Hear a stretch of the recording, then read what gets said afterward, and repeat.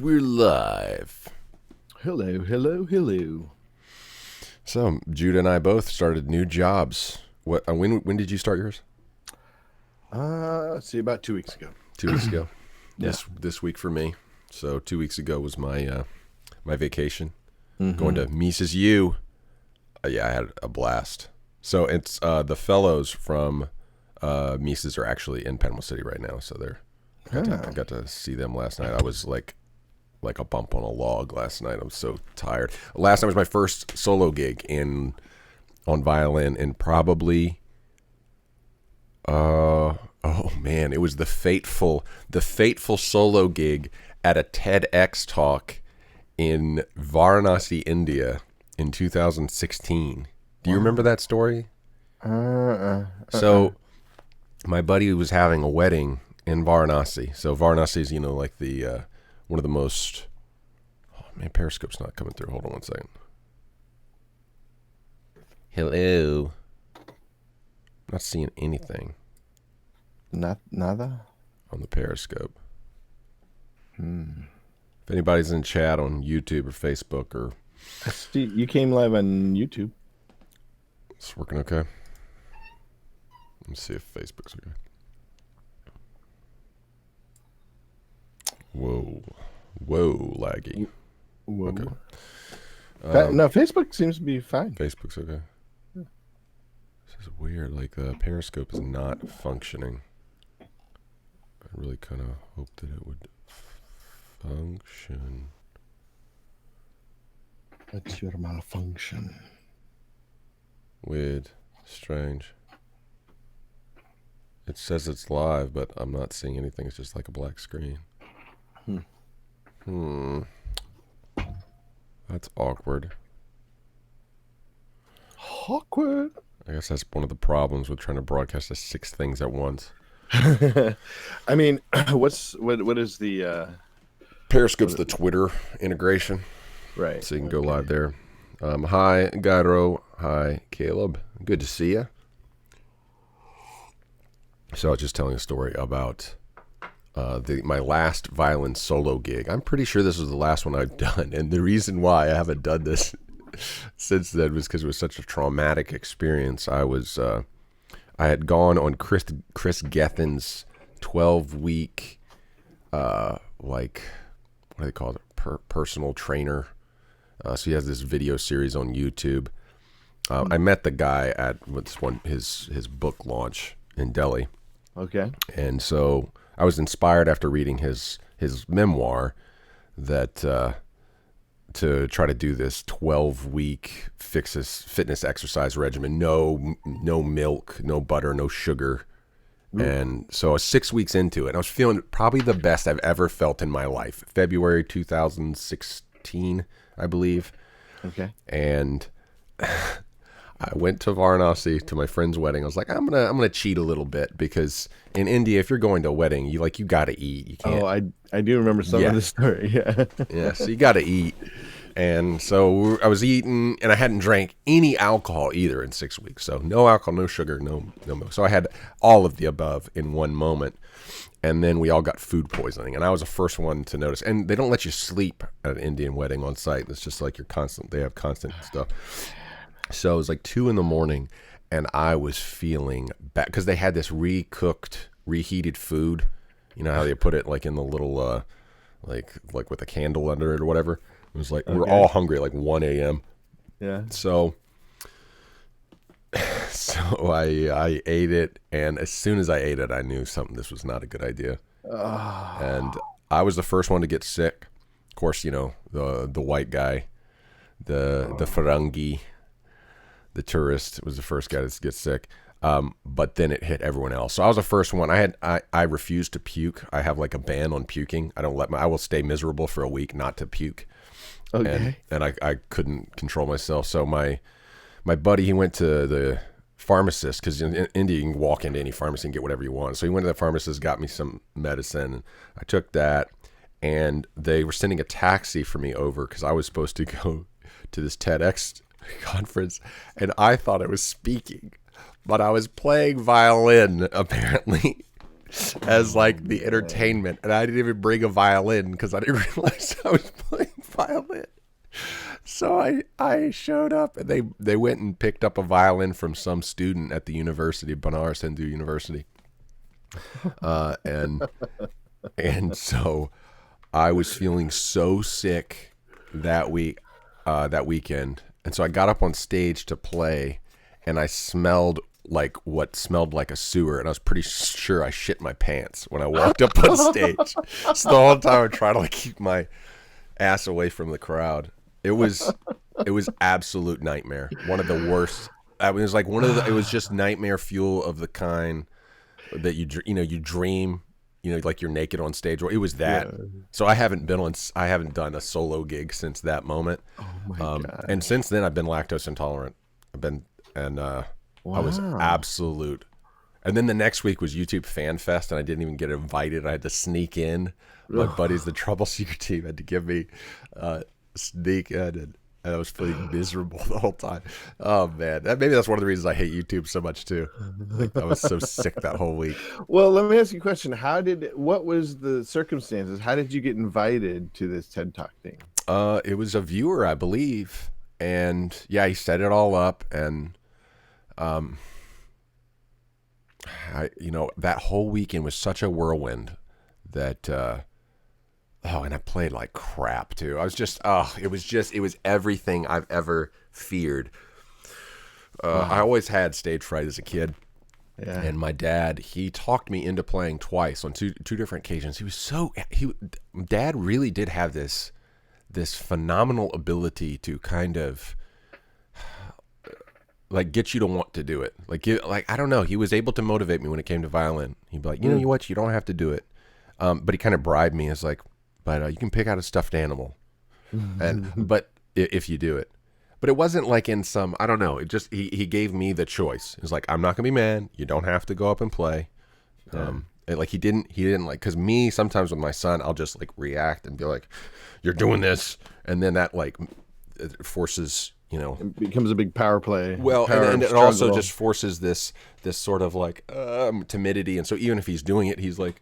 I don't want to do the sport. I don't want to get up on stage. Like, it makes it worse. And so that was able to motivate that intrinsic motivation. But getting up there at the stage in Varanasi, I was just obliterated. It was horrible.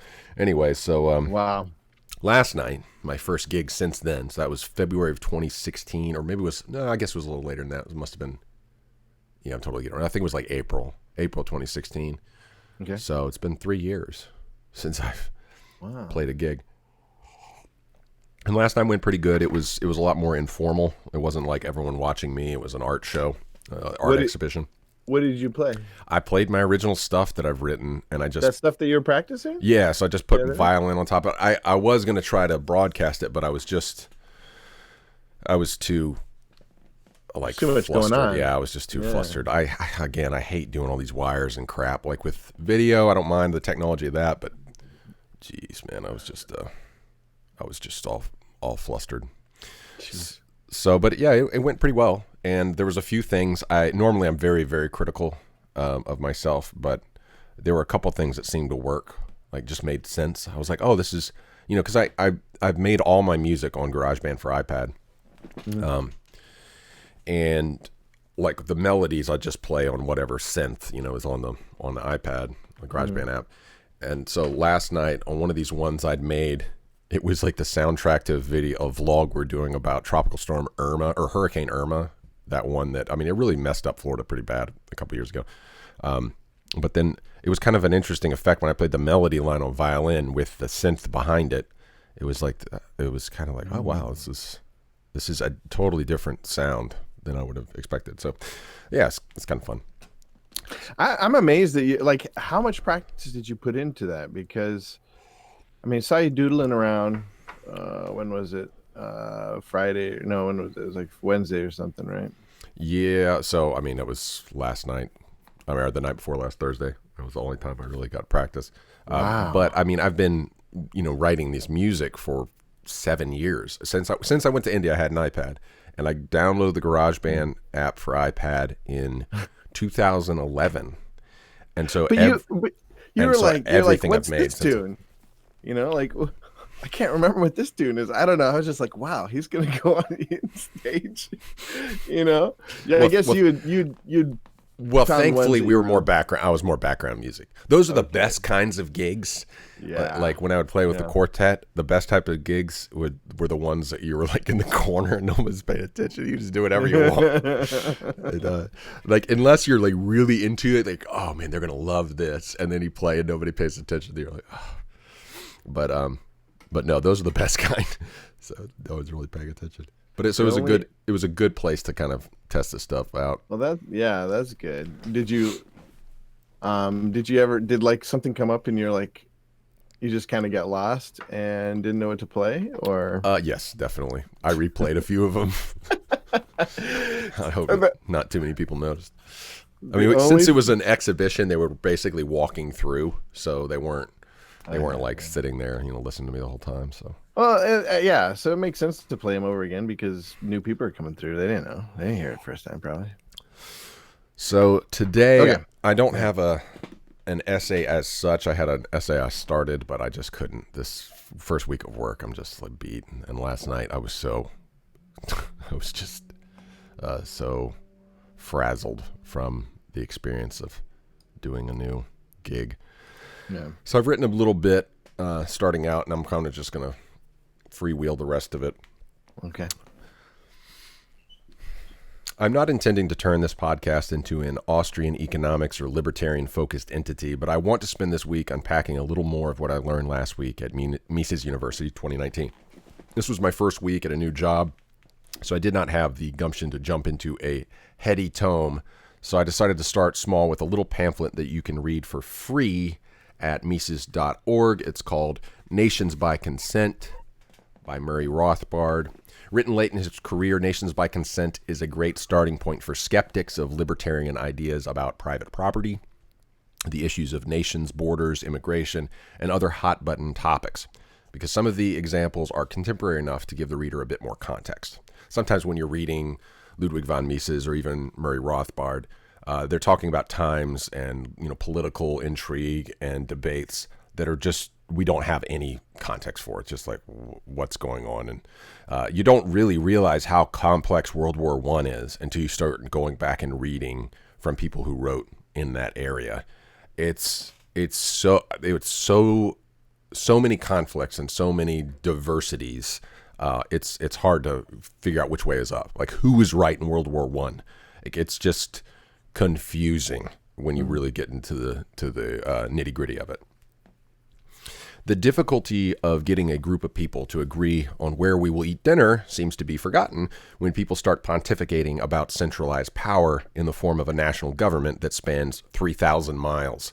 Rothbard puts this difficulty in perspective in the following paragraph when he emphasizes just how difficult it is for anyone, let alone a whole nation, to articulate and then agree upon their primary defining ideal. The nation cannot be precisely defined. It is a complex and varying constellation of different forms of communities, languages, ethnic groups, or religions. Some nations or nationalities, such as the Slovenes, are both a separate ethnic group and a language. Others, such as the warring groups in Bosnia, are the same ethnic group whose language is the same, but who differ in the form of alphabet and who clash fiercely on religion, the Eastern Orthodox Serbs, the Catholic Croats, and the Bosnian Muslims, who, to make matters more complicated, were originally champions of the Manichaean Bogomil heresy. Until reading this essay, I had not even heard of the Bogomil heresy. I didn't even know it existed. And I can still remember when the United States was involved in the conflict in the early to mid-90s. An individual person is a complexity in and of himself, and while Bosnia may seem small with its less than 3 million people, that's back then less than 3 million, it's probably over 5 million now. That's a crisscrossing tangle of individual complexities that transform with every interaction across multiple planes of human experience. If a human is more than one thing, then 3 million are exponentially more than 3 million. The United States took the side of the group of people who had decided that Yugoslavia did not represent the things they held most dear. Would the United States be quite as willing to give a hearing to others who might feel the same way in our own day, like, say, the state of Texas in the U.S.? I'm convinced the future of global governance is anti-consolidation. Secession is the only future option. However, we are not out of the woods yet. It is unrealistic to believe that everyone on Earth is willing to move in that direction anytime soon.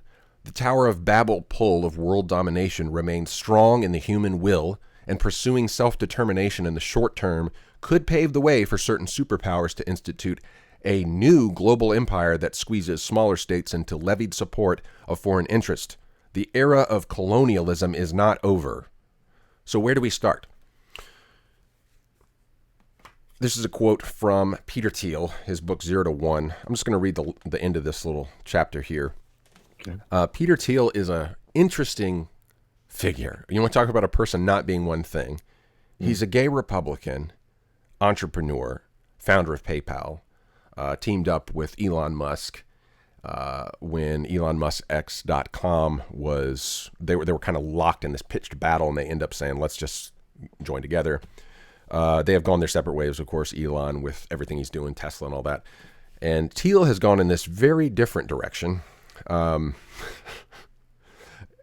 He's started this company, Palantir. I've mentioned it probably before. And it's basically a surveillance company.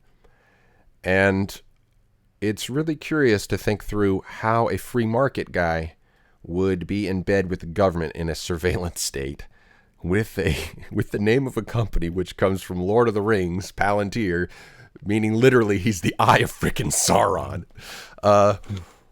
Some weird stuff there. But the dude is really smart, and it would be unwise to ignore him whenever he speaks publicly. You need to pay attention to Peter Thiel. He's one of the smartest guys on Earth in the last 50 years, let alone now. So this is how he ends one of his chapters. You are not a lottery ticket. This is just such a, I don't know. This one is, I think, planted itself in my brain. We have to find our way back to a definite future, and the Western world needs nothing short of a cultural revolution to do it. Where do we start? John Rawls will need to be displaced in philosophy departments. Malcolm Gladwell must be persuaded to change his theories, and pollsters have to be driven from politics. But the philosophy professors and the Gladwells of the world are set in their ways, to say nothing of our politicians. It's extremely hard to make changes on those crowded fields, even with brains and good intentions. A startup is the largest endeavor over which you can have definite mastery. You can have agency, not just over your own life, but over a small and important part of the world. It begins by rejecting the unjust tyranny of chance. You are not a lottery ticket. So Thiel's recommendation is start a company. To start a company. And even though you still have to pay the man, you know, you like, I missed my I've had a company since 2013. I missed my registration deadline for Florida, so I've got like a $400 tax because I missed my registration deadline. I'm not making any money with this company, you know, but the government still takes money in the form of taxes and federal taxes and local like licenses, which is basically just surveillance. You know, you're paying them to do their job for them. That's what a license is. You know, it's just, it's absolute insanity. I need a license to talk on the internet and get paid for it. It's stupid. That is outmoded. But nonetheless, Thiel is right. Like, you actually get some legal protection. So in a way, when I read that the first time, I was thinking, oh, wow. Company is almost like Malcolm Reynolds' Serenity. It's almost like your own spaceship. It's almost like you're the captain of your own ship, you know, and that you get to dictate the rules of that ship. If you want to be a communist, you can be a communist, and you can experiment with that in your ship, and you can find out it doesn't work when you end up doing all the work, and your employees are just, that Captain Squab deck, you know, he's a nice guy. So you can do it, though. You can test these things out within a smaller group as opposed to mandating it across all the complexities of 300 million people. Like, how stupid is that? Our whole governmental systems across the world are just so dumb. Like, you try to act out any of these ideals the idealistic ideals. Try to act it out with 12 people.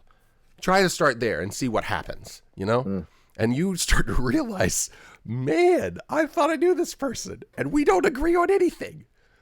It's a real eye-opener.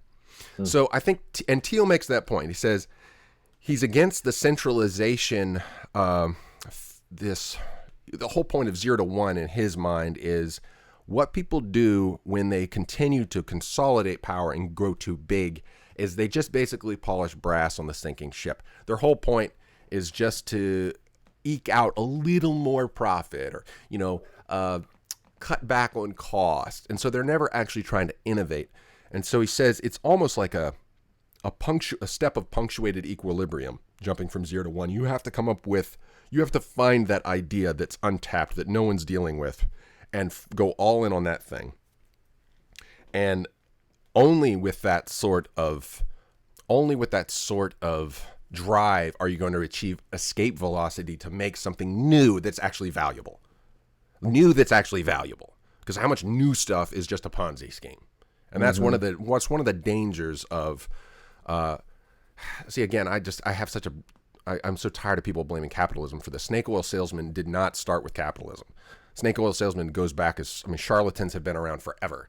You don't need money to be a charlatan. You can be a charlatan with no means of exchange. Like you can just do that within a barter system. You can have a charlatan. You can have a snake oil salesman. You can be just a self-important, self-indulgent person without money as a mediator. So a couple thoughts there on Peter Thiel. I do recommend that book, 0 to 1. It's interesting. I don't agree with him on everything, but man, he's just a genius mind. So what I was thinking about is what Murray Rothbard's talking about with nations by consent. He's basically saying a lot of these countries we have, and the U.S. is included, I would say India is included, where you have so many different cultures and so many different ideological differences that at a certain point you just end up working against each other, and you just create all these log jams that keep everyone from really truly experimenting with their ideas. But rather than taking that drastic political step of secession, the easiest place to start is just test those ideas, political, economic, social, cultural. Test those ideas in a startup and make your own little nation, so to speak, there. So that's one of the thoughts that I have this week. Mm-hmm. And there was a lot more to it. Anything is jumping out to you? Well, okay, so that it gets at something. It excites me, to talk about everyone having their own startup, everyone having their own business. I thought about this before. I thought everybody needs to have. WordPress has this idea, the democratization of websites, of the internet, democratizations of the internet. Everybody having their own website and being able to broadcast whatever they want on that website. And a business takes it to a different level. It takes it to a much more complex level. But the place where I get hung up is, in reality, the place that I have gotten hung up is, what do I have to offer? I think maybe you and I struggle with this, like just having all these interests. I'm not...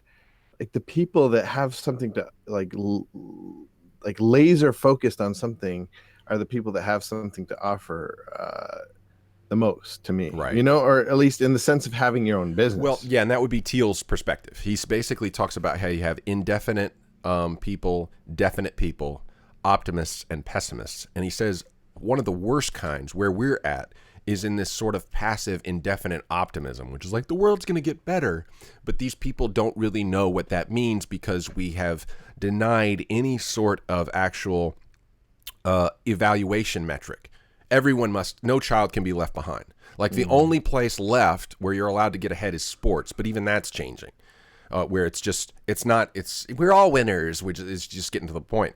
So he's saying indefinite optimism just kind of does that polishing brass on a sinking ship. And so he would look at both of us and say we are wasting our lives because we have not, and Buffett would say the same thing. Like that neither of these two men believe at all in hedging your bets or diversification. They believe in you find the one thing you do, the one thing, and go all in on that thing. Like do immense research on the front end. Now, my only thing about that is, and maybe they're right. Maybe we have to do that. Maybe we need to continue to have to do that to be specialists before we can get to that bountiful place where humans can be well-rounded. I think technologically we're almost there, though, and I think in a way he's trying to apply the division of labor to areas of life that it may not be a written law that we have to be that way. I think humans by nature. Wait, hold up. What do you mean by that? That went over my head, but it sounded important. Well, I mean, humans biologically, we are a colony of like 1,000 organisms. Like we are not specialists. We are like the anti-specialist of all life on Earth. Every other species is a specialist at some level. We are not. So to be human means to not be a specialist. We are not widgets on a factory. And so that's where I disagree with Thiel. I think he's right in the industrial age. That is the way that you get to the top. But like every time I try to read one of these guys, like be it Sam Walton, he was a great guy. Like the guy behind Walmart, like you may hate Walmart or whatever, but read about Walton, you'll be like, well, this guy, I mean, he's just a genuine, industrious, hardworking, like the first person on the job, the last person to leave. Like he led from the front. He wasn't a paper pusher. This was a guy who loved retail, and he made it everything, and still managed to have a good family life. He never got involved in scandal. He's not one of these pedos with an island, and offshoring all his wealth. He's a genuinely good guy, but nonetheless, I read his story and I'm like, this ain't me. Like this is still not this is still too much of an industrial factory model applied to the whole of life. This is not what I want to be. And like you with your experience, like being a crunchy Republican, like with your a love for the land, I think you get that too, right? Like that there's something about modernity that is trying to force humans into this narrow, like. Well, there's the thing that has always held me back is that I'm not willing to fight for money. I don't care enough. And my brother and I have had this conversation. Well, it's hard for us to be rich, particularly me, because I don't care about money that much. And I feel like you really have to fight. And money is just sort of the way. I don't mean money as in like, boo, bad money, but like, it's just a way to measure success, right? And I'm not willing to fight for my success, I guess is what I should say. Like I'm not willing to I was listening to Jordan Peterson the other day, and he was talking about success and how sacrifice is important to success. But it usually, like, who are you going to sacrifice? He says, and are you going to sacrifice yourself? Are you going to sacrifice others? And I really am not willing to sacrifice either. Right. Well, and this is when I keep talking about technology, we come at these things with mindsets that are already outmoded by the time we talk about them. Because of the technology, we haven't thought through the implications of everything that is at our fingertips. So I think it is possible to layer these things where we're making money, we're having a good family life, we're being more sustainable, more concerned for nature. We're at that point where we actually can move in that direction, even if it's not going to be fulfilled in our lifetime. But we can move in that direction, move the needle a little bit back more to what it means to be a human being, not just a specialist in a factory. And I do think, for most of my life, I've had this negative image of money coming from my church upbringing. But what I found is the people that talk the most about money being evil generally are the ones that make more money than me.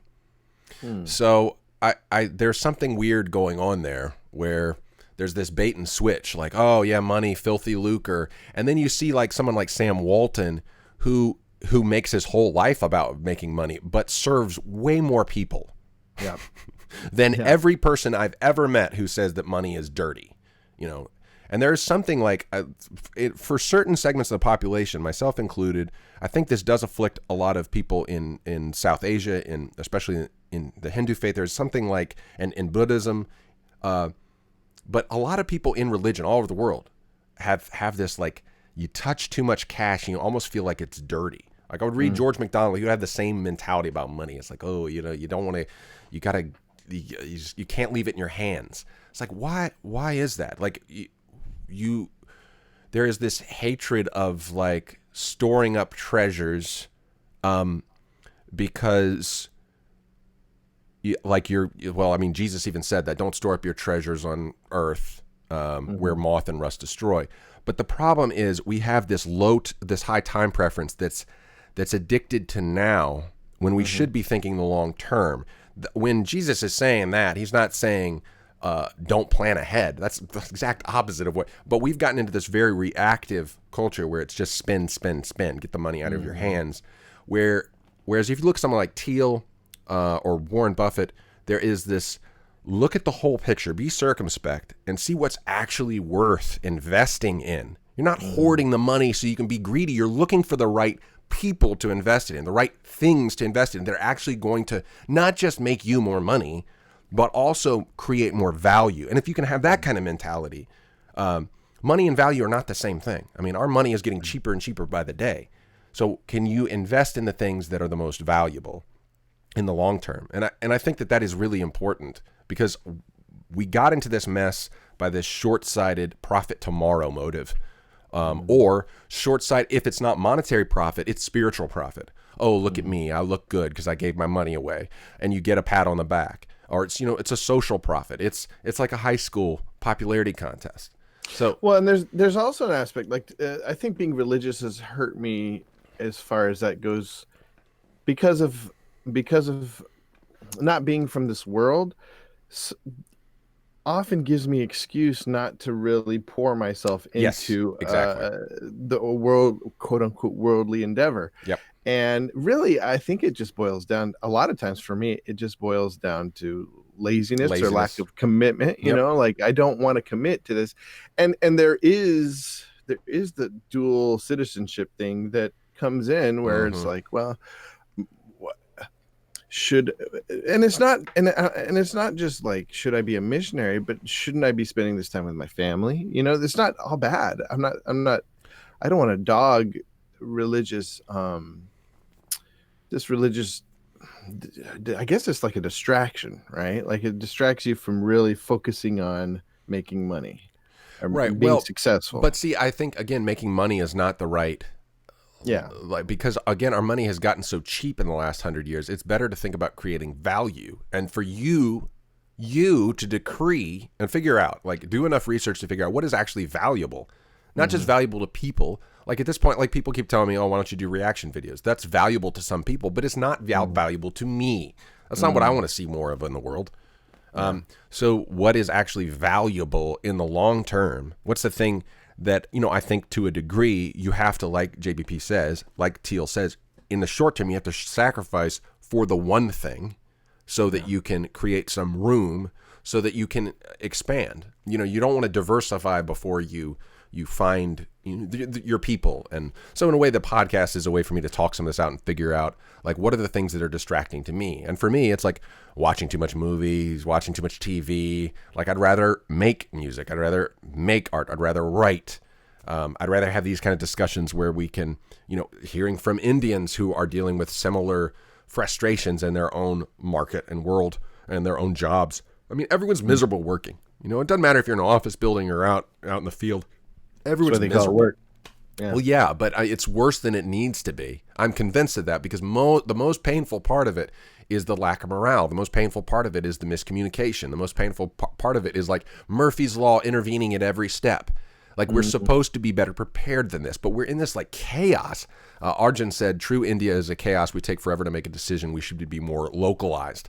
Going back to the nation thing. But I see that in American businesses too, where it's like 100 competing motivations. the stated mission statement does not align with with what we're doing every day. You know, like we're trying to make money. Really? Because we just bought this tool last week and someone misplaced one part of it, and now we got to go buy a new one. Like, it's just, are we trying to make money, or are we just trying to look busy? And I feel like so much of modern life is just looking busy, the rats in the maze thing. You know, we're just working at cross purposes. Like one of my buddies from my previous job, he's working in a restaurant now, and he posted that meme of the people in the church with the guns pointed at each other's heads. Have you seen that one?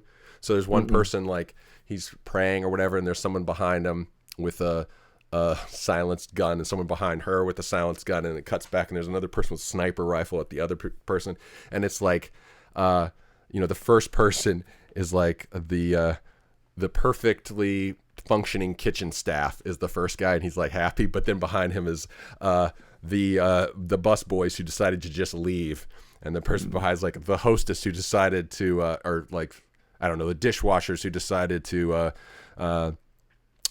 take a 15-minute smoke break, and then the last person with the sniper rifle is the hostess who decided to give everyone a table seat everyone at one moment. And I feel like there is so much of that inter-organizational competition where it's not competing to win customers. Like, we make new rubrics that actually have us competing against each other in an organization. And who gets caught in the middle of that? The customer. So you have this like collateral damage of customers getting caught in the crossfire of human resource departments. It's just stupid. Like, we're not even fulfilling the goal of making money half the time. You know, it's a wonder anything works anymore. And that's the thing. A lot of things don't work. Things break all the time. You know, a lot of these products we buy they're just lemons from the factory. Let me. Okay, go ahead. Yeah, go ahead. No, go ahead. I was going to catch up with some of the comments here. Okay, yeah. Arjun said politics is downstream of culture. I agree with that. I think I think it's easy for people to dismiss that because politics seems to be in the forefront in the news. Everyone's talking about it. But isn't it at this point just background noise? Are you really paying attention to this? Like, how much discernibly, Judah, have our lives changed in the last 15 years politically, other than like Obamacare? Like, how much has actually changed in our daily life? Like, we're pretty much doing the same thing, you know? Yeah. And so I just feel like so much of this is it's just political theater. Gyro said, can that be considered illegal in government's behalf, licensing and all for just talking on the internet? I think a lot of it is not malicious. I think it's just stuck in an outmoded way of doing things. And so, you know, in typical Ford rant fashion, I'll just lose my shit and complain and scream and bang, you know, hit my keyboard and stuff when I'm paying this money. And I'm just so, you know, raging. But is it really that big of a deal? I mean, in real, like, isn't it just a first world problem? Like an Indian who starts a new, like, let's say you've got a lower class Indian, he starts a food truck on the side of the road. There's a really good chance he's going to have to pay so many bribes under the table. There's so much greasing of hands that happens in India, and if you do not participate in that, you're screwed. Like, so they're just, bribery in the West comes in the form of bureaucracy. So, you know, it's just, the government is just like a banal mob. You know, so you just like, why fight it? Like, what's the point? Like, is that the thing, fighting these little penny ante fights? Is that really going to change things in the long run? So, I do think it's dumb, so many of the hoops we have to jump through, but you kind of have to take a bigger view.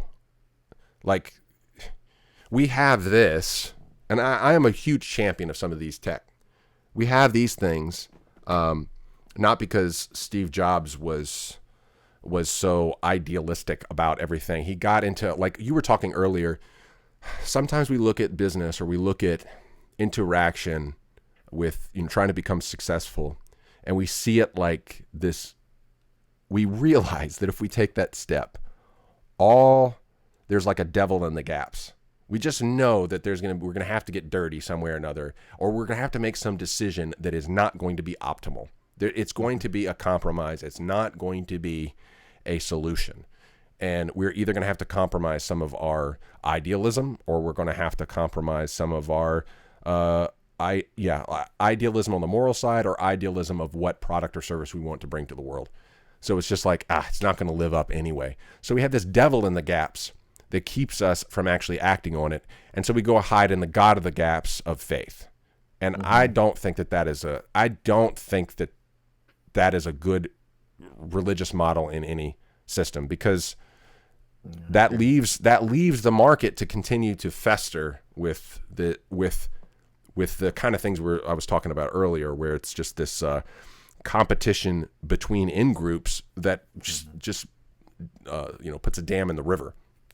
Well, even on an individual basis, like I'll speak from personal experience. I was taken to task by a friend in church saying, like, how come you don't charge more for my private practice? Right. How come you don't charge more? And he kind of put his finger on it and said, is it because you don't want to provide a better service? Right. You don't want to be held to that standard. And I said, yeah, that's exactly what it is. I mean, it's not as simple as that, because there's a part of me that doesn't know if I can, and it's there are gray areas.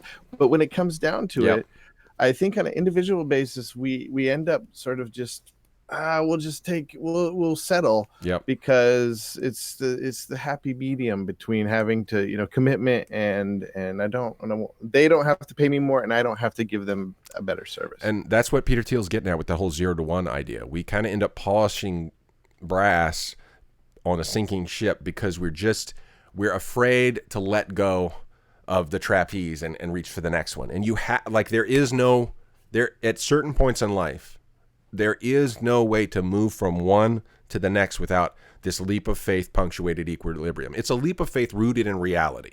You do understand that it is possible to clear the gap. It's just when you get there, the call of the void says you ain't going to make it over this. So there is an irrational fear of risk that actually ends up keeping people very constricted and tied to the ground in a way that we shouldn't be. And I love the Wright brothers metaphor, and it's historical reality. Just two random dudes with bicycles figuring out how to fly. That's just insane. You want to talk about a leap of faith? That's awesome. So I think we have to have more adventurous spirit when it comes to business, and to actually believe that we can reach that value proposition. Like, I am worth that much. Now, the difficulty there is if it ends up being a con where, it can be easy to get egotistical about it, or inflate your own value because people start saying, oh, he is worth that. And you look at most of our industries, like the car industry and all this stuff, they're actually incentivized not to innovate because everyone just takes it as a matter of course. Oh, I'm going to be leasing a car for the rest of my life because these things break after 5 years. It just incentivizes you to not improve. And so that's what Peter Thiel's talking about. Like, you have to continue to have this mindset that's rooted in a 0 to 1. You do not stay at the 1. You continue to push. So, all right, a couple more thoughts. Arjun says, what about Chinese? Do they collectively work towards a single goal? Yes, I do think that China is the most single-minded power structure on earth. They have really found ways to leverage the success of entrepreneurial innovation in pockets and use that to collectively apply it to the whole. They are like an unprecedented entity. You could call them fascist, you could call them communist, you could call them communist capitalist, you could call them socialist. They definitely have some human rights issues, for sure, but I think to compare them to Nazi Germany is unfair. But they are not a sleeping giant. They are a giant, and they are very intelligently employing the methods of production that capital is capable of yielding, that capital is capable of of using and doing in these pockets to subsidize their ideals. And what is China's ideal?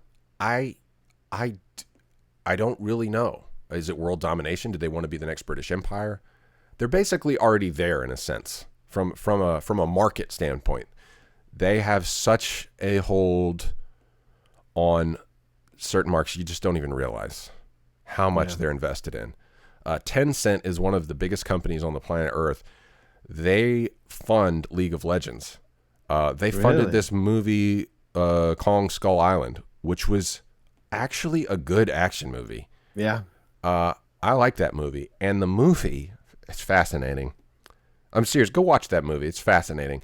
It's about a Japanese fighter pilot and an American fighter pilot in World War II becoming friends because they meet God in the form of Kong.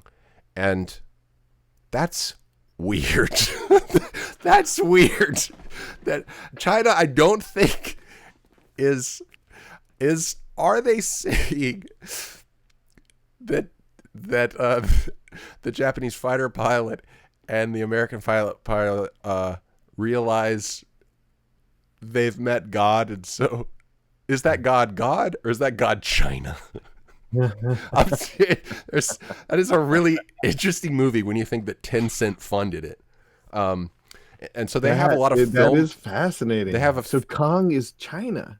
Maybe. Hey, that's my new theory. That's my hot take for the day. Kong is China. A good one. Yeah.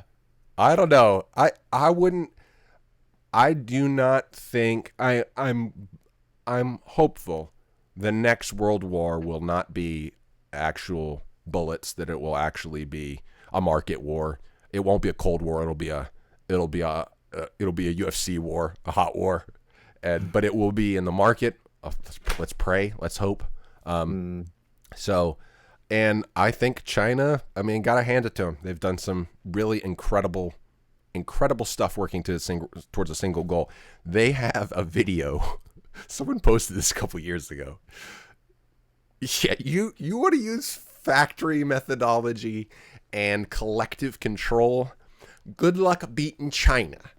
It shows them like putting a freeway together, like an overpass, and the people are like ants. And so regimented, so disciplined, so fast. This incredible, like,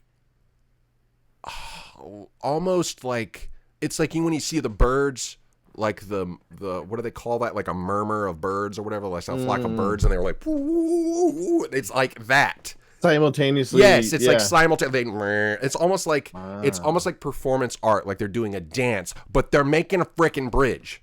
And I think one of the biggest problems with us in America is we're just all watching these trite dances on screens as opposed to figuring out how to be constructive with our organization.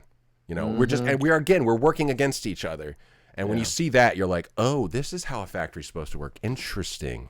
Yeah, we forgot about that because we unionized, Wow. Yeah, good point. And it's interesting while you're talking, I'm thinking about China. So in a war, in old school war, their numbers would mean a lot, right? Absolutely. Because they have a lot of soldiers. Absolutely. But they've sort of subverted the idea. And so in the new war, if the new war is market or some sort of, they've put them to work in a different kind of army. They've put them to work in the army of industry. Late capital. Yeah. Oh, they are doing it, man. Fascinating. I talked to this one guy, one of the smartest kids I met at that conference last. I don't even want to say what the stuff he told me out loud. Like, it's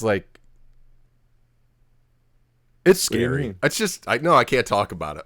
I can't talk about it. I don't know. Like, it might endanger somebody. Like, China is so smart. But I'm not like scared of them in the same way I would have been I think in the way that a Republican would have been scared of USSR 40 years ago. Like, I'm not scared of China because I think they have a vested self-interest in the global good, even if I disagree with their methodology.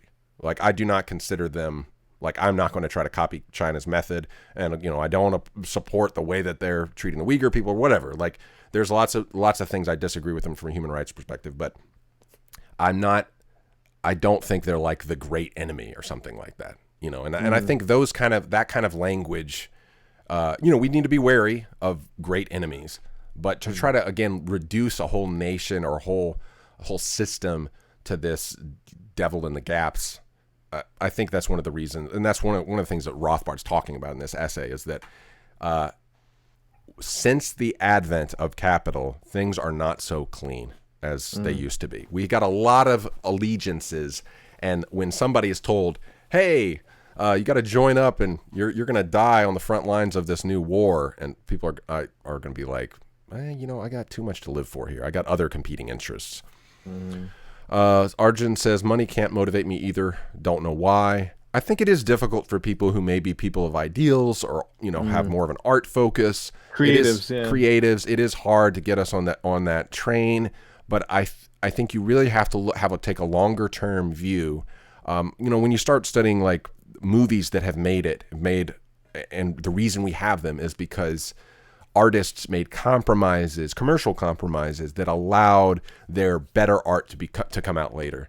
So if you can take that long view, whereas you don't become addicted to the hand that feeds you through money, if you can take that long view, I think that is a better way to invest. And rather than I'm going to have my swan song be my first piece of art I put out, not a good idea. Because it's probably going to be a piece of crap.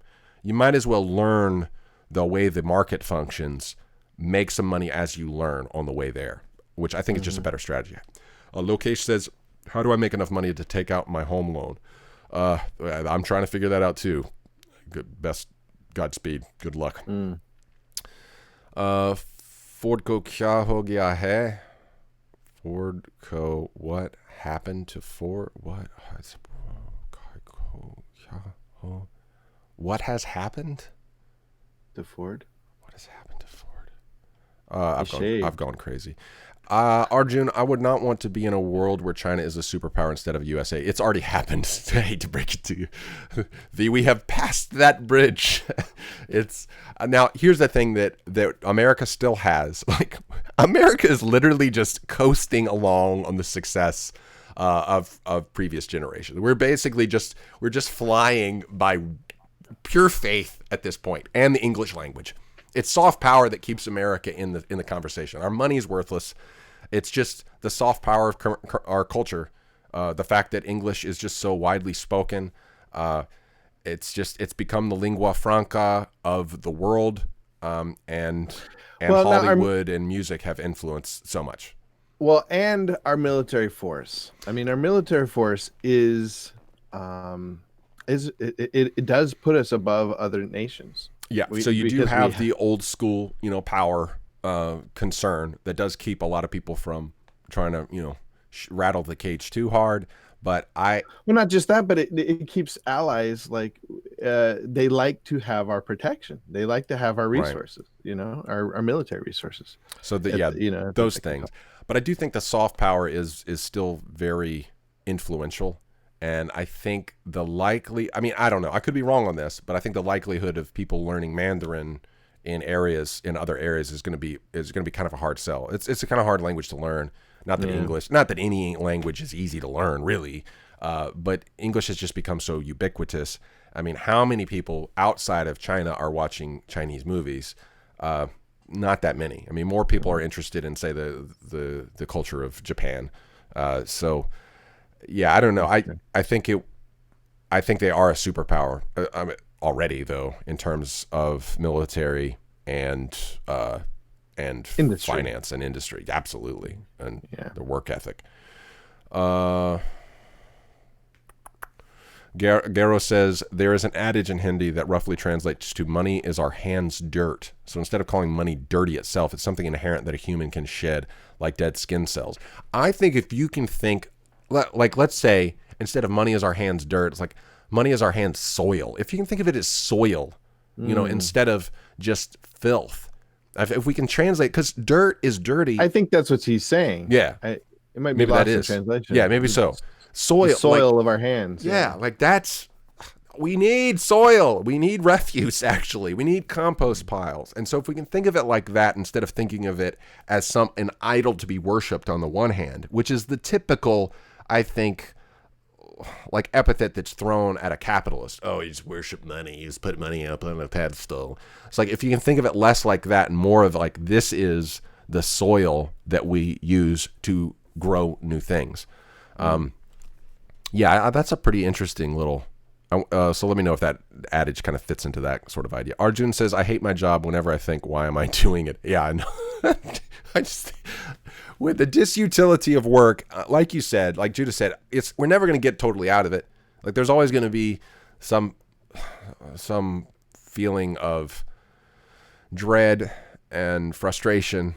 But I do think we can minimize that. I do think we can mitigate it by getting back to the soil to a degree, to getting back outside a little more, by having, like, on a farm, you have to have crop rotation, right?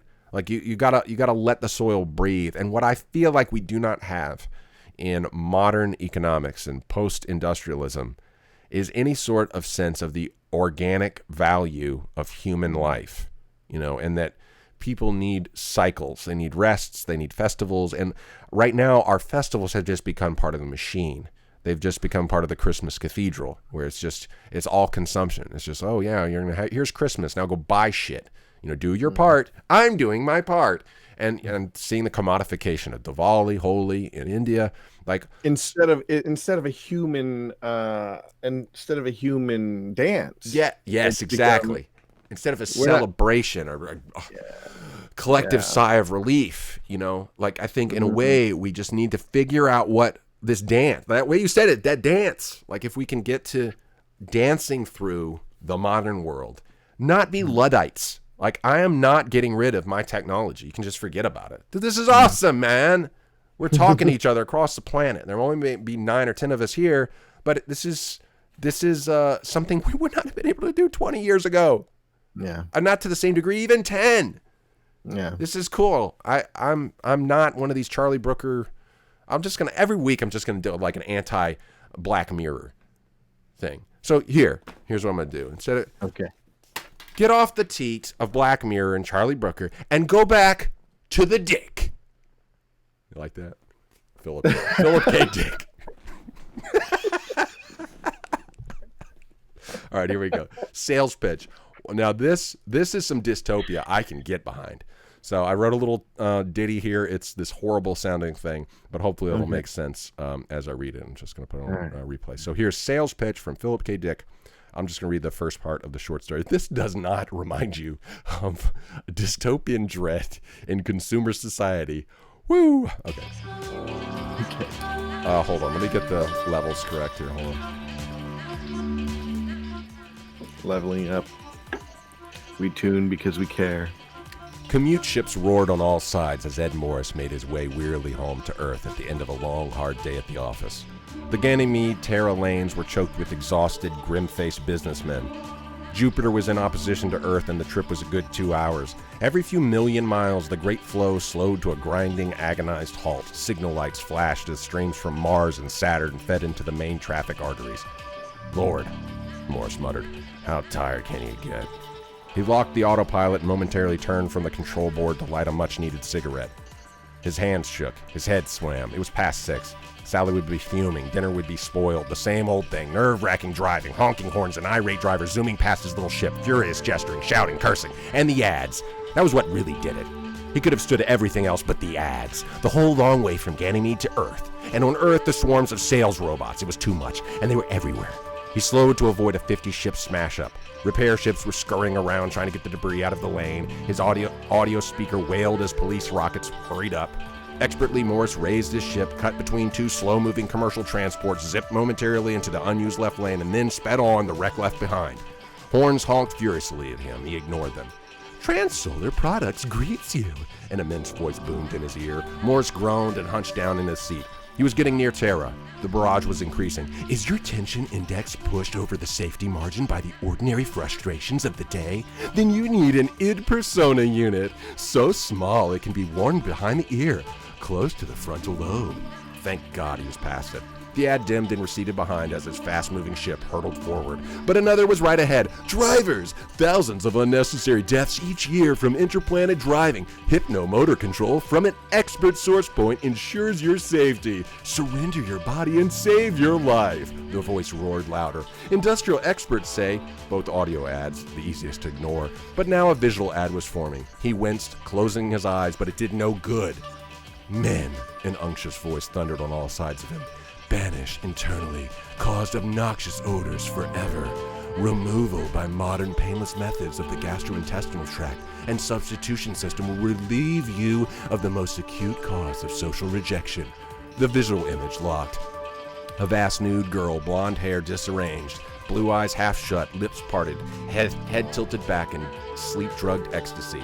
The features ballooned as the lips approached his own. Abruptly, the orgiastic expression on the girl's face vanished. Disgust and revulsion swept across, and then the image faded out. Does this happen to you? The voice boomed. During erotic sex play, do you offend your loved partner by the presence of gastric processes? The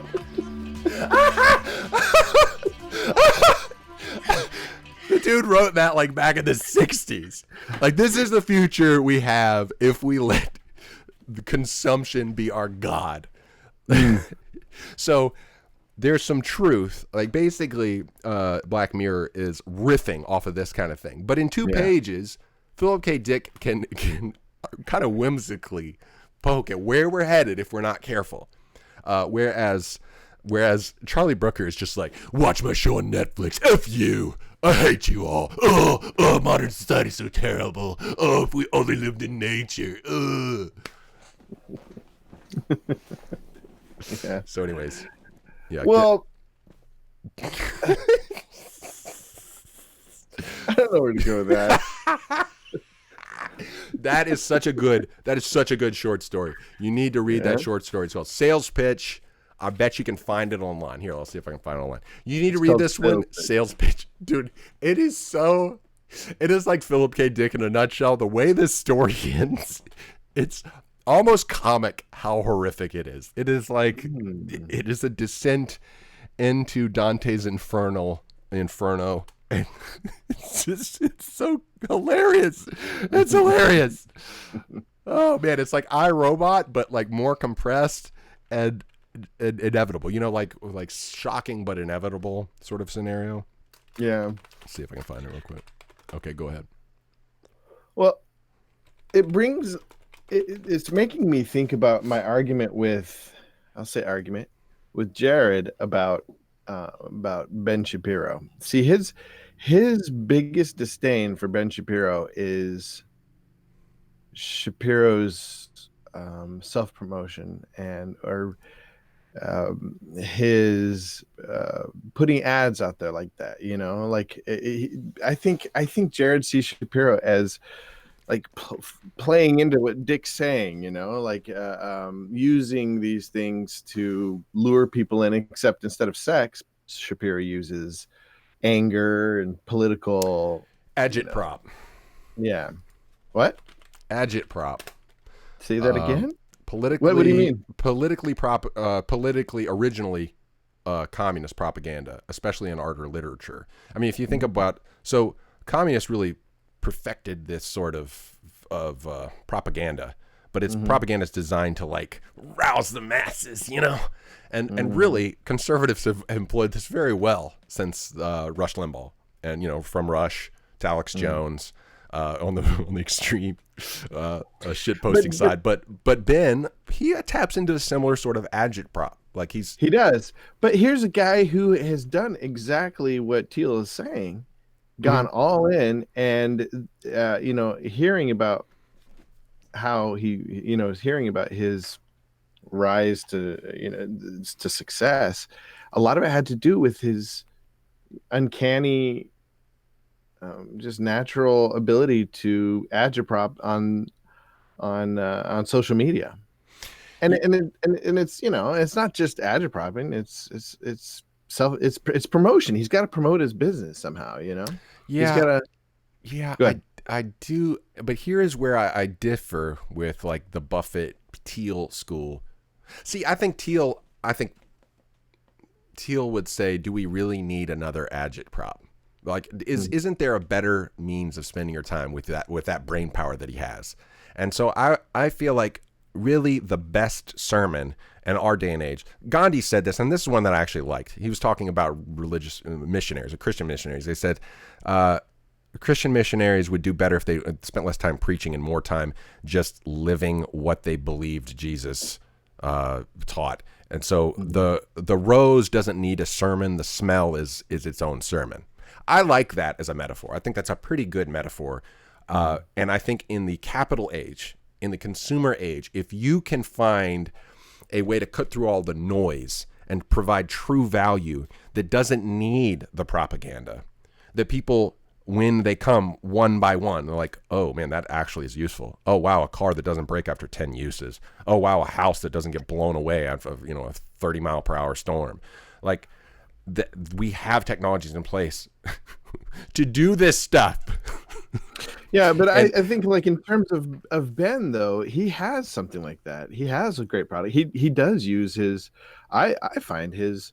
He uses his acumen for, like, a real useful thing. Is he puts it to discussion. He talks to people, all kinds of people, agree with him and don't disagree. Mostly disagree with him, but you, even in this day and age, even if you have the best product, you have to advertise. Yeah, I don't know that I agree, because I feel like we need to go smaller with our products instead of just trying to be successful. And I think too much is being automatically assumed as work, quote unquote, because it makes money. I think true work is just going to be sweaty and painful. And if you're not willing to be on the front lines of that true work, like, if you're just talking, like, I'm all for talking. I've got a podcast. I'm all for talking. I'm all for the sharing of ideas. But I think we have this separation of left brain, right brain, the separation of academia and practical getting things done is not constructive to humanity. I think we have to get back to actually making products that last. That is true. That's the thing. Products that last, value that has a legacy, not just a license. So this is the problem with this is the scary problem of the Christmas cathedral. Yeah, it's because it reminds me. So my brother-in-law was saying he was having trouble raising. He's a pastor, discipleship guy down in Nicaragua, and he's trying to build a church down there, and he's having trouble mostly with getting young men to take leadership, to take initiative. And he says, and we talked about, a lot of it has to do with they're just conditioned down there in this socialist, program that somebody else the government will take care of you. You don't want to, like, what is it? You don't want to poke your head above everybody else. You don't want to be the squeaky wheel, that kind of thing. And I think the same thing is happening. We're being conditioned globally by the Christmas cathedral, specifically in specific areas of, like, Google and other huge tech firms that are, I don't want to say subsidizing, but they're taking care of us in a way that we should be taking care of ourselves. Yeah. You know what I mean? But I think it goes back way further than that. Honestly, even the concept to me of a building where you meet to talk about God, a church building, even that is just something that we take as a cultural given as Christians. Or, if you're Hindu, you have a temple, or if you're a Muslim, you've got a mosque. I think that even that concept just doesn't make sense anymore. Like, we just don't need them. We don't need them. Like, as the early Christians would meet wherever they met, like, just whatever. It didn't matter. And so by subsidizing that ideal that we need a location to talk about this stuff, and the same goes for universities in a big sense. Talk about ideals, philosophy. Maybe you're not religious. Maybe you want to talk about ideals, philosophy. We can do that now through this. We've got our building. It's right here. So we've spent so much effort and energy and manpower and money and time just keeping old institutions open just because we think we're supposed to. When if we would just redirect that towards a company. Because people can say all they want, oh, I'm not doing it for the money, but I'm sorry, I've just been involved in too many churches where they're doing it for the money. They can say that all day long that they're not doing it for the money, but they're trying to make a living. We all have to make a living. Money is the soil of our commercial world. So you can pretend that it doesn't exist, but you still need the money to eat. You still need the money to pay the guys sweeping the floor or whatever. Like, so why even have a floor? Like, let's employ that guy in something more meaning creation. Like, we're having, what is church? What is the university? What is the government? What is parliament? What are all these things but places where people talk? Well, we have a place to talk. It's called the freaking internet. So why don't we redirect all this, oh, we've got all these things. The sky is falling. We got 18 months left to live on Earth because, the new cataclysm is coming. Okay, well, let's quit doing all this stuff that actually wastes time and invest it in making something to solve the problem. And just everyone has, like you said, it's kind of like, it's not just socialism that has indoctrinated us to say that we can't do anything. Like, you try to act in a in a Western cultural Christian church, you try to be the squeaky wheel, you get kicked out, like immediately. Not kicked out like out of the door, but kicked out by like, oh yeah, that's the crazy person. Why don't you go listen to some Alex Jones, whatever. So, no, but there is something dehumanizing, though. I think we start to contradict ourselves, though. There is something dehumanizing if we just do it all like this. Well, that's why we have houses, though. I mean, we can have people over. Like, once again, we have these outmoded cultural institutions. We all keep practicing Christmas, even though Christmas has been commodified and has been extracted of all the value that it had. So why not just have Christmas by having people over and having a meal, having, some people over that couldn't afford to have the meal that you're going to have. Like, there's nothing intrinsic in government or church or university that is philanthropic in a way that we can't be now. So I don't understand why we're wringing our hands about the loss of some cultural institutions that have outlived their usefulness. Like, let's just do the things, the stated missions of those things. For the university, it's education. For the government, it's mediating dispute and trying to figure out a way forward for everyone that's going to cause the least amount of drag and the least amount of violence. And for the church or the institution of religion, wherever it may be, discovering the transcendent. Like, I think we need to have a bilateral approach, technology and soil, both of them, local and international.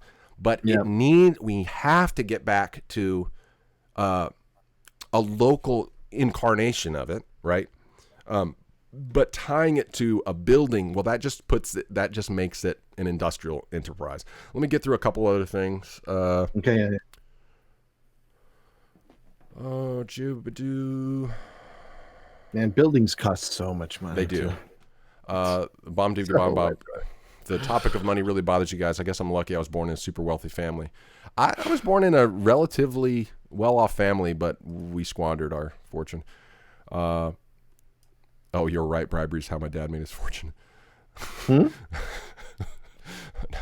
Mayank, are you going to come back to India sometime? Hopefully one day. Arjun, don't you think religion is an obstacle for progress? I mean, all religious countries are also very poor and backward. Instead, they have oil. Yeah, that's a tangle, a very complicated tangle. I've kind of just said what my piece about that for now. Lokesh, if my home loan is gone, I will leave my job. Yeah, I do feel for you. Just switched the job myself. I think we're all looking for a better way to live and work for sure. Fordco, so Lokesh asks Arjun, Fordco Bolo to start Bollywood movie review. Even if Arjun asks me, I don't think I'll be able to do it. Sanjay says, what's your thought on America warning to India on carbon emission? I just couldn't give two craps about carbon emissions. But I am getting a little tired of everyone talking about the end of the world. It's basically at this point, if we were to enforce all that, India and China would be effed. All those, like, India and China cannot keep up with the rules that the EU and then in NATO come up with. So I think what's that? I heard a brilliant guy, a Democrat, speaking. He's actually a clientologist talking yesterday, and he brought up the fact that so many people are dying in third world countries, not from global warming, but from not being able to heat their house. They have to heat their house by burning poop. Yep, North India, that can definitely have exposure becomes a bigger problem. So there's just so many like false flag, like just these warnings, these what is the word, like red herrings. They're just red herrings causes that just are not like a man has caused all this trouble, but man can't stop it through technology. Like it's really just anthropocentrism. Like it's a belief in a new god, and the god is human sin. It's like, oh, well, look, we've created this thing. It's religion by another name. I'm just so over the whole climate change garbage. Like, if it happens at this point, like, whatever. I mean, we've had like 18,000 of these things, like, oh, the population explosion, the nuclear arms race, blah blah blah. It's like, we're flying by the seat of our pants at this point. So let's just create better value and solve the problems. If you want to do something about it, do something about it.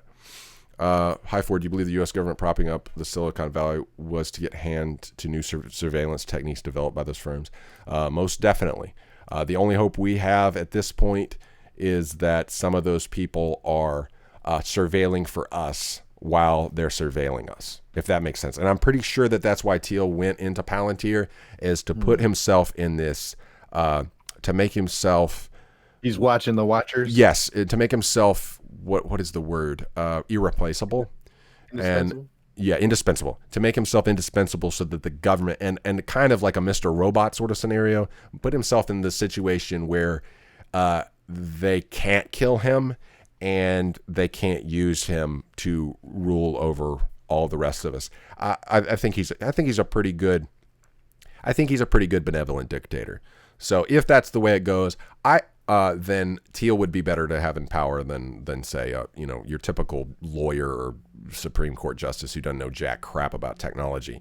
But at the same time, I'm holding out that really soft power is the ultimate lever. Like I was saying earlier, that I'm not really worried about China taking over everything, because I don't think people understand how one technology, one app released tomorrow could change the whole course of everything. Like, I mean, look at Uber. Yeah. I mean, I think there are some things that are on the horizon utilizing some of these AI technologies and stuff that could change global culture at such a level that some of these concerns would just be alleviated. I don't know what that looks like, but that's why I think it's better to go into business and try to figure out some of these things that could help people connect in such a way that we're not wanting to kill each other. It's pretty hard to kill, honestly, seemingly stupid things like Pokemon Go. Like, let's say a Muslim, a Sikh, a Christian, and an atheist walk into a bar trying to catch whatever epic Pokemon, like they're united by something that would not have been. And it's a stupid game. But some of these things have really connected people across national lines, across religious lines, across communal lines that would not have united them 3 years ago. And so I would not underestimate the value of soft power, and that's where I'm going to invest. Soft power that is not. I don't want to go with that agitprop sort of thing. I don't want to go with that thing that's trying to manipulate you to buy my product. And I want to invest in people who are not trying to manipulate people to buy their product. I think we have a lot of untapped potential through the internet and through smartphones that can be uniting and help us. One of the other things I did like about Pokemon Go is that it had a sense of place. It was technology that got you talking to people in your neighborhood that you never noticed before. Yeah. Like, I was talking to people, like, I was spanning generations, ethnicities. Like, I think there are ways that we can institute our technology to help us be a little more local and look past the front, our nose. You don't even have to have technology to be so myopic that you just stare past the poor person right in front of you. You can just look right past them. So I think there are technological solutions that can help us move forward. But what is the thing I keep saying about transcendent responsibility? Have a non-zero sum creativity, looking forward, but to preserve the past, the integrity of the past, and have a transcendent look for legacy. To be able to have a perspective that is past, present, and future, and in all of our dealings. And that's no small task, trying to figure out what that's going to look like. And so the next year, I just want to unpack that bit by bit and figure out. I don't agree with Thiel that it is this is the experiment. So, we could be totally wrong. And we won't become millionaires. But I want to be a whole human. I'm tired of this. I'm tired of this this atomism of the human experience, reducing human beings to one thing. No, I'm just not gonna. If that's the price for success, I'm not going for it. I'm banking on being 9 things and trying to find a way to layer them in a unifying goal that doesn't just leave people behind. Because I just see too many people committing suicide who cannot fit into the one thing idea, and they're not just cis white males. There's people all across the world that are just that are crushed, that are left behind. And so if that's the price for success, I'm not willing to sacrifice those people on the altar of commercial success. So, I'm with you, brother. I'm with you on that. I'll hit these last couple questions here. Bomb Digger Bomb, what kind of business are you in right now? I'm doing construction. I'm doing a lot of painting, grunt work. The last couple of days I was at our house tearing out affected insulation, putting new insulation in, just random stuff. What would you say your business is, though?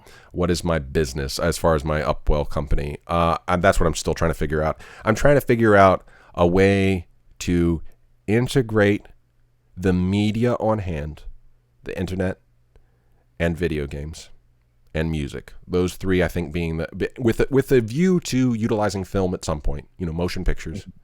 Finding a way to integrate those 4 technologies that is more freeing to the individual, that can inspire them to be able to use them in their own ways to speak their own message to the world without having to become a performing artist, without having to become a specialist, that they can actually make, a sizable amount of income in a year by not becoming a YouTuber, like not becoming some stock thing or celebrity, like to diversify, I want to end that word democratization.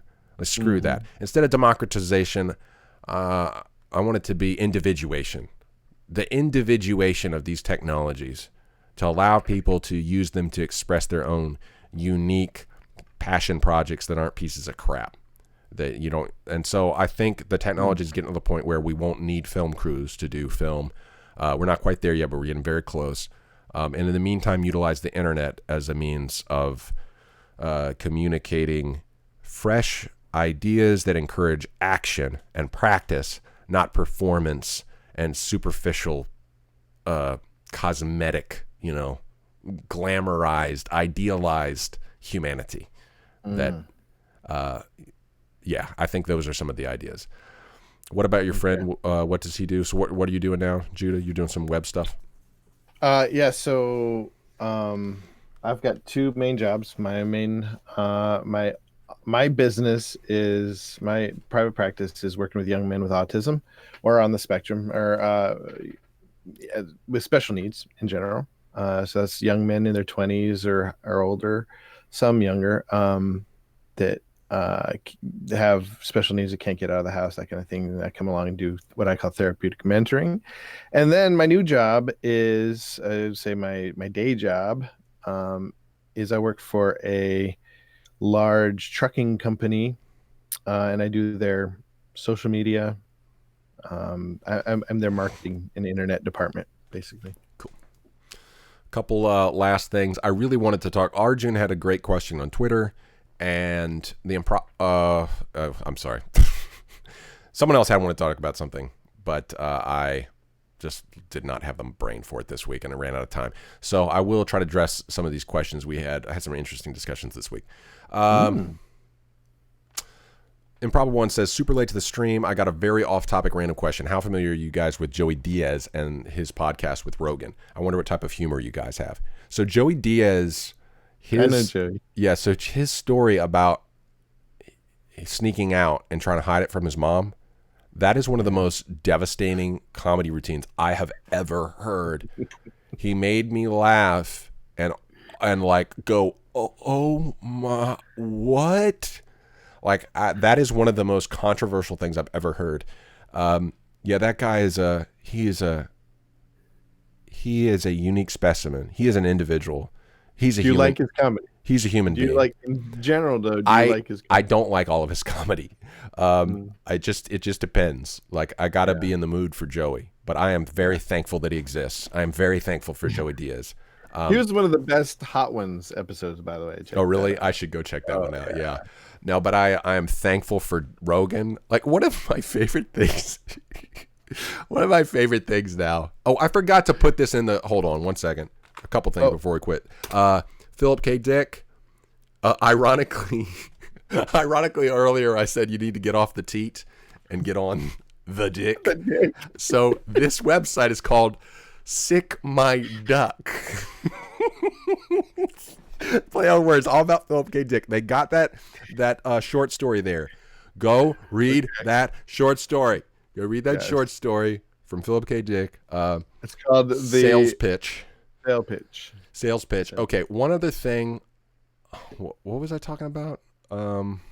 Joey Diaz. Oh no. Okay. My favorite moment in podcasting is when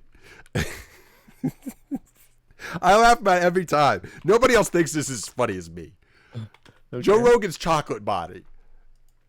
And he's talking the one where him and Brendan Schaub are watching. It was one of the best UFC fights in recent memory between Korean Zombie and I can't remember the other guy's name. It's such a great fight, and they're doing a fight companion, and they get on this topic about why is it okay for bodybuilders to spray tan themselves, and they get more and more, and Jamie brings up more and more ridiculous examples of people who painted themselves like midnight black, and they've got black all over their body. They're in blackface essentially, and so his little bit at the end, the last 40 seconds to a minute of that, I just almost cry laughing every time I watch. So if I'm in a bad mood, that's what I watch. Okay, and Chuck, then, I gotta watch it. I remember you bringing it up and talking about it. And then I've been listening to, speaking of controversial people, Sam Hyde, $1 Million Extreme guy. So his podcast, I've been listening to his podcast. I don't think he has it on YouTube. Crap. There's this one where he went and talked with one of his buddies, Nick Rochford, I think. And so they're talking about being used car salesman. And Nick goes on this thing, like Sam's like, I don't know, I think I've lost my ability to sell used cars. And he said, I think I would be like, oh, hey, you wanna buy a car? It's like the Chris Farley routine, you know. It's like he gets in this kind of Chris Farley mode. It's like, oh, you know, if you don't mind, I can show you all the features. And I was like, oh man, yeah, here, wait. And so Nick's like, here, wait, let me start over. Beep boop beep beep. I don't know why. I heard that laugh. I was like, my coworkers yesterday, what the hell is wrong with you? It's like I'm just autistic laughing about the stupid joke. It's not even funny. Literally a poop joke. And so anyways, I think my new that one Sam Hyde, the Fiber One brownies. Have you seen that one? The Fiber One. The what? The Fiber One brownies. The Sam. I don't even know who Sam Hyde is. I'm showing this. All right. Goku. All right. Here's my Sam Hyde plug for today. Hold on. Okay. Hold on. Let me do a little. Wait. Can you just bring it up? Here we go. All right. Here we go. Are you ready for this, Juna? You're not gonna be able to hear. Here. I'll post this and you can watch it on your own. Oh yeah, post it. Oh, can Where you are see gonna the post it? chat? Facebook. Facebook. Yeah, I think it should go. Oh, here, I'll post it here too. Oh, you don't want to start it at 18 seconds, though. I just realized. Hmm. Okay, I'm playing it for my viewers. Okay. I go through my day pretty normal. Like, I'm a normal guy. I'm a swell guy. I'm a nice enough guy. I'm a cool kind of guy. I'm a pretty groovy guy. But then I get a little sugar in me and I start to go cuckoo. Doesn't have to be much. This time around it was two of Fiber One brownies. Only 90 calories each, but they do the job. Do you know what I'm saying? They get me going. They get me riled up. A little cuckoo, a little wacky. Start getting me a little kooky. A little, loopy. Ooh. Hey, somebody put this kid in a padded cell. Get him a straitjacket. He's going a little wacky. A little kooky. He's off the walls. Bananas. Loco. You want me to stop? Isn't that wonderful? Well, let me just do whatever you say because it's your little fairy tale. So, that voice in the background is his mom. She comes and closes the door. That's his real mom. Oh, have I lost? Oh no! What happened? I lost my my scene is not coming up. All right, well, you're not gonna be able to see Judah. It's only me now. So anyways, that is not, his mom is not acting. She is like super annoyed with him. So he just does these characters in the bathroom filming himself and he gets in these arguments with his mom. It's really social. It's awkward. It's like Tom Green with his parents awkward. But that impersonation right there just cracks me up every time I see it. So That's great. all right. I missed Heidel Stresskog's arrival. Ford BFF, my soup is cold. Can I have a side hug? Yes, you can imagine having a side hug with me. You can deep face me onto someone side hugging you. Man, yeah, the what was it again? Sick my duck. The Freudian slips are happening today. Do you miss India? Yes. Okay, yeah, I do. More so now than when I first came back. I didn't miss America when I came back. I haven't missed anywhere in the last 2 years. I've just wanted to float away into the ether. Ford, we can smuggle chewing gum to Singapore or booze to Eskimo. Either way, we need a boat. Oh. Man, he's just trolling me hard. Mutton chops. Yeah, I do remember the mutton chops. No, that's not going to happen. All right, so, lords and ladies, have a good day. Until next time, keep it creative, cross-cultural, and constructive. Godspeed. Hasta la vista, baby.